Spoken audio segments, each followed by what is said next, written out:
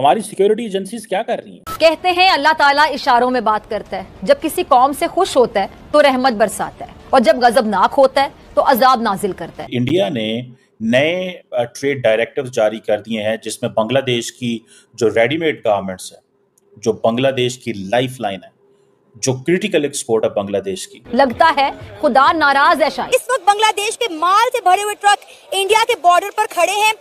यहाँ पे अदारे क्या कर रहे हैं? इस पे इंडिया को नहीं ब्लेम करता, मैं अपने लोगों को ब्लेम करता हूँ। उसकी वजह क्या है कि आपका काम होता है कि आपने चीजों को करना है। यार ये क्या कर रहे हैं, कैसी चीजें कर रहे हैं, ये किस तरह बात कर, इनके सीने में कोई दर्द नहीं है। क्या कमेंट करेंगे एक सारी सूरत हाल पे?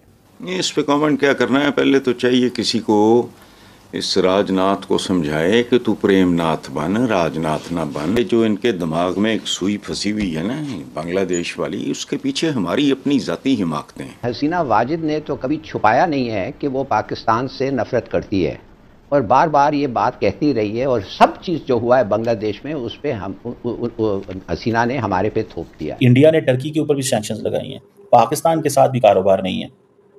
इंडिया ने टर्की के ऊपर भी सैंक्शन लगा दिए हैं। तो ये जो कुछ हिंदुस्तान में हो रहा है, इकोनॉमिस्ट की किसी रिपोर्ट की जरूरत नहीं, बिकॉज ताकतवर इनकी बात नहीं मानता, और अब इंडिया उस पोजीशन में अपने आप को समझता है कि वो ये बातें ना माने किसी की। कोई सालिसी पे उसने सारों को इनकार कर दिया है। तो आप कहें इंडिया इस वक्त जुनूनियों के हाथ में है, उनकी लीडरशिप पागल है, वो कोई रैशनल, कोई समझदारी की बात नहीं सुनना चाह रहे। Don't bank on any third country to come to your help. बार बार बांग्लादेश को कहा कि छोटे बच्चे हो तुम्हें माफ किया, लेकिन चाइना के मामला जब भी होता है वो पाकिस्तान में सी पैक का हो या फिर चिकन नेक कॉरिडोर पर चाइना की एयरबेस का। तो आपको नहीं लगता कि पाकिस्तान के कोई करीब होने जा रहा है बांग्लादेश?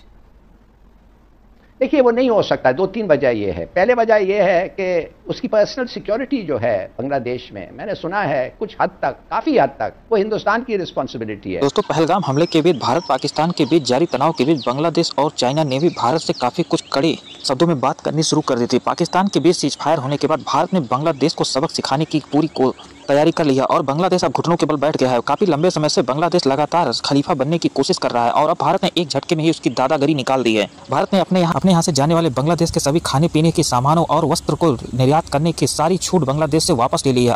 ट्रेड डायरेक्टिव्स जारी कर दिए हैं, जिसमें बांग्लादेश की जो रेडीमेड गारमेंट्स है, जो बांग्लादेश की लाइफ लाइन है, जो क्रिटिकल एक्सपोर्ट है बांग्लादेश की, जो कि तकरीबन 2 इंडियन सी पोर्ट्स को होती थी, कोलकाता और जो था एक पोर्ट है उसको बोलते हैं नवा शेवा, इन मुंबई के अंदर। और ये समझ लें कि जितनी भी इस मूव के बाद जितनी भी लैंड पोर्ट्स में प्रीवियसली जो इंडिया के बांग्लादेश का मटेरियल जाती थी, एक्सपोर्ट जाती थी, वो इंडिया ने बंद कर दी है। $700 मिलियन की है। बांग्लादेश जो है, अगर आपको याद हो, मोहम्मद यूनुस साहब ने कहा था कि हम जो इंडियन यान है लैंड रूट से, अब देखिए इंडिया करने क्या लगा। ये इंडिया ने क्यों किया? वो कहते हैं कि बांग्लादेश ने कुछ अर्सा पहले यूनुस गौहर साहब की गवर्नमेंट ने जो पोर्ट रिस्ट्रिक्शंस लगाई थी on the export of the Indian यान वाया द लैंड पोर्ट्स, जिससे इंडिया की जो यान थी वो एक्सपोर्ट होती थी सी पोर्ट के ज़रिए।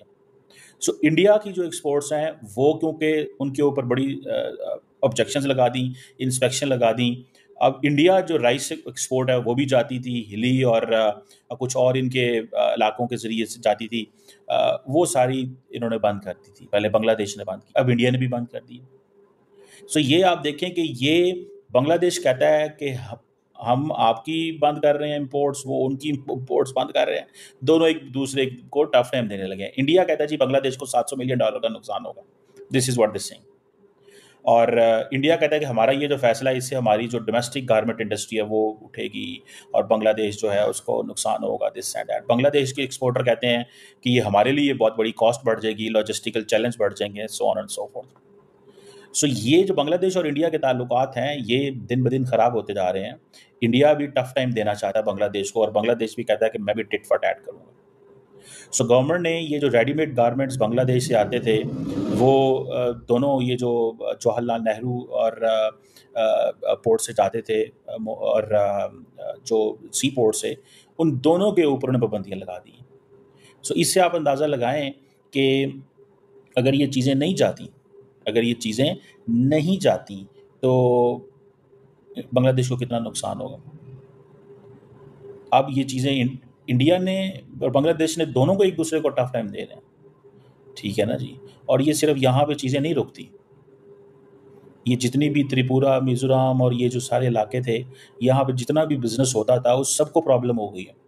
अब वो जो जिसे कहते हैं ना कि वो जो सिलिगुड़ी कॉरिडोर है, that will be sole entry for as well for the Indians as well. Indians के लिए भी वो एक एंट्री है।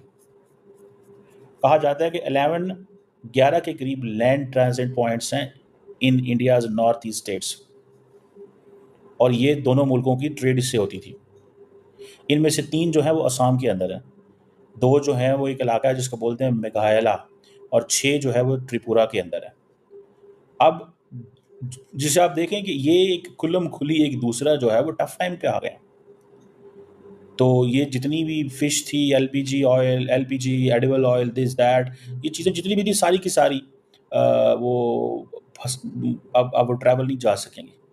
इंडिया ने बांग्लादेश पे सैंक्शन लगा दी, बांग्ला ने इंडिया पे सैंक्शन लगा दी। उसकी वजह क्या है कि इंडिया ने जो ट्रांसशिपमेंट की फैसिलिटी बंद की थी उनकी, वो बांग्लादेश समझता है ये हमारी बेइज्जती की है इन्होंने।